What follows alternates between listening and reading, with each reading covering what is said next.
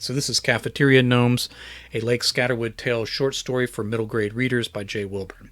Skippy and Tina were very, very excited to be in charge of the floor for the Lake Scatterwood Cafeteria Gnomes. It was an important job. Everyone was depending on them to get this right. "I'm excited," Skippy said, "but I'm nervous. But I'm excited. But I get the idea," Tina said. "Don't freak out." They stood in the shadows underneath the serving table as the camp counselors filled trays for the campers moving down the line.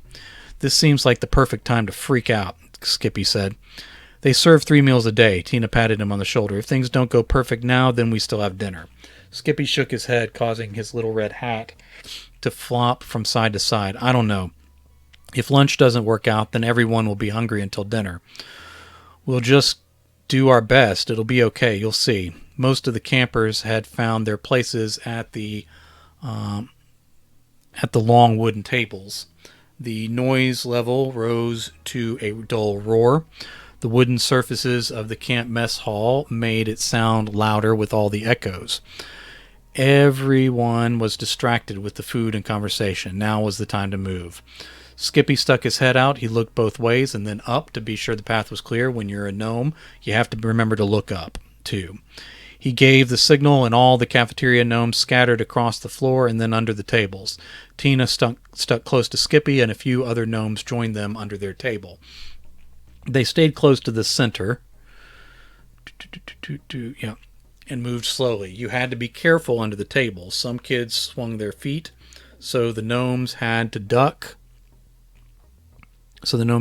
all the time. Other kids stomped their feet because their loud mouths were not loud enough for them. If gnomes didn't dodge the stompers, they would get squished. Then there were the sliders and fidgeters. Human kids were all energy, and some of them just couldn't sit still. This was tricky for gnomes. Their feet would suddenly slide out and might come back just as fast. They might get nervous and start kicking out of nowhere. They had to be ready. You had to be ready to move when you were under a table full of kids. That was all before you even got to the part about collecting food. Cafeteria gnomes started living in the cafeterias when they figured out how sloppy kids could really be. Food was dropped all the time. Half sandwiches, french fries, chips, wrappers with chocolate or icing still stuck on them, and all sorts of other delicious crumbs could come raining down any day at any meal. If you were quick, you could get the food before one of the fidgety kids planted their foot in the middle of it. If you weren't quick, then you had to eat your lunch with the shoe prints on it. Then, if there wasn't a lot dropped one day, you had to lick the food off the bottoms of their shoes. Humans would think that sort of thing was gross, but cafeteria gnomes didn't mind the taste of shoe. You couldn't be picky if the cafeteria floor was your home. Not much was dropping that day. A few crumbs tumbled down here and there, but they were small even for gnomes. Lunch was going by pretty fast. It looked like they might be hungry until dinner. "Tina, I have to do something." "Look out," she said. A kicker almost got him, but just lifted off his red hat instead. He tried 3 times to get it back off the kid's shoe, but Tina finally snagged it, moved him down across from an empty seat, and placed it back on his head. "What do you need to do?" she asked. "I need to get more food on the floor." Tina just sort of stared at him as the other gnomes stood around waiting for anything to drop. "Are you going to knock over a tray? You know you have to get special permission for that." "No, I have another idea to get the kids to drop the food for us." Tina shrugged and said, "Well, okay, I'll help any way I can."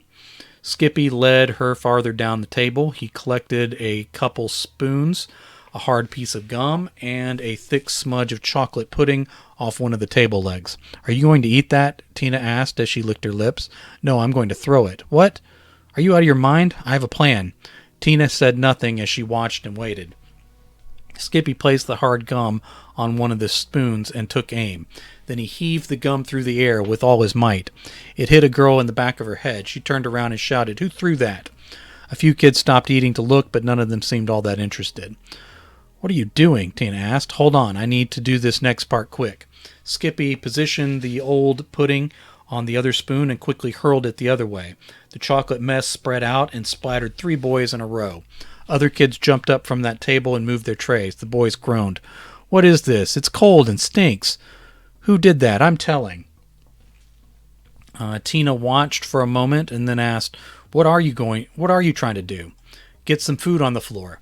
You're just going to get the kids in trouble, she said. This is partly my fault.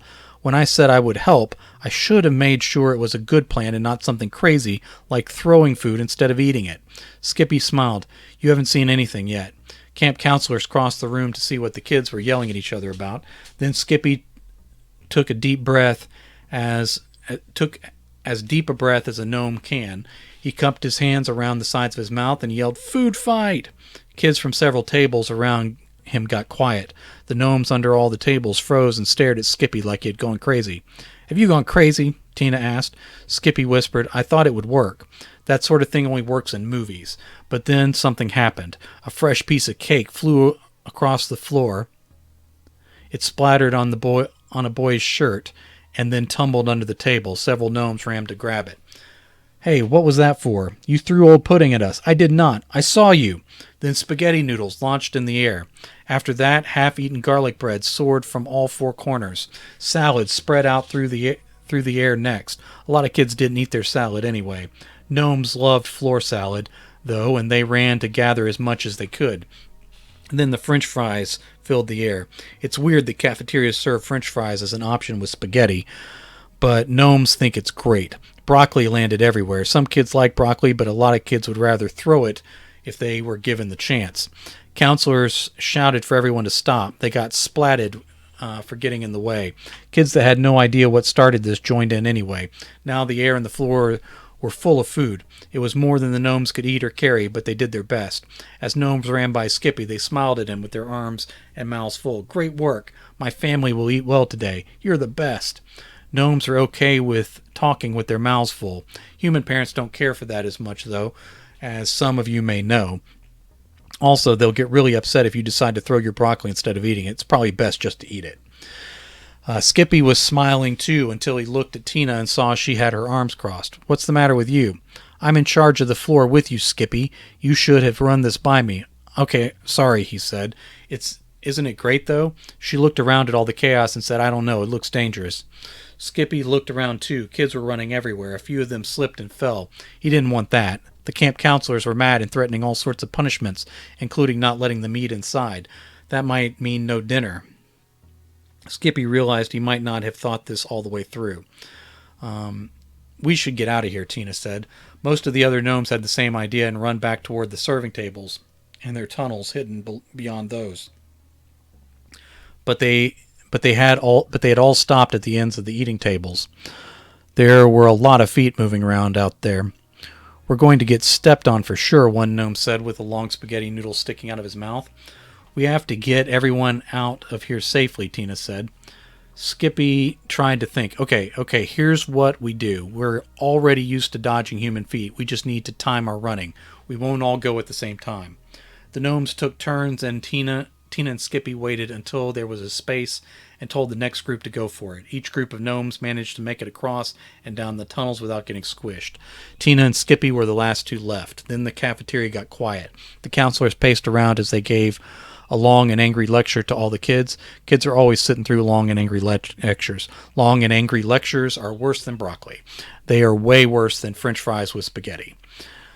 What do we do? Skippy asked. Just wait, Tina said. They'll stop eventually and we'll get a chance to go. But then the angry lecture ended and one of the counselors said, Every last one of you will need to clean up this entire room. Start now. The kids all grumbled, but they started collecting trays, sweeping, mopping, throwing the messy food into the trash cans. What a waste of perfectly good floor food. Skippy wondered if it might be a good idea to become trash can gnomes instead. He'd bring it up at the next meeting if he and Tina ever got out of here. Oh no, Skippy said. He and Tina kept having to run one way or the other to avoid getting caught by all these cleaning kids. The two of them hid behind chair legs, hung from the bottom of the table, and hid under globs of spaghetti until no one was looking. I'm sorry, Tina, Skippy said. I'll never start another food fight again. We'll get out of here. Just be ready. The cleaning was almost over, and the last two gnomes were running out of places to hide. We have to go for it, Tina said. Skippy took a deep breath. Okay, let's go. They dodged between chairs and ran as hard as they could. That moment was the first time Skippy wished they didn't wear such bright red hats. That made 0 sense trying not to be seen by kids in a cafeteria. He thought maybe they should get hats the same color as the floor. He'd bring that up at the next meeting too, he decided. Tina and Skippy raced out from under the table, ran under the serving stations, and down into the tunnels. "Did you see that?" one kid asked. "No, what was it?" Skippy was worried they'd been seen. If kids saw the gnomes, the next meeting was going to be all about that. Skippy would be the one sitting through a long and angry lecture then. He'd probably get fired from being in charge of the floor and have to go back to washing hats again. "There is so much gum under this table. I can't believe we eat here. It's so gross." "Just keep cleaning," the counselor ordered. That was close.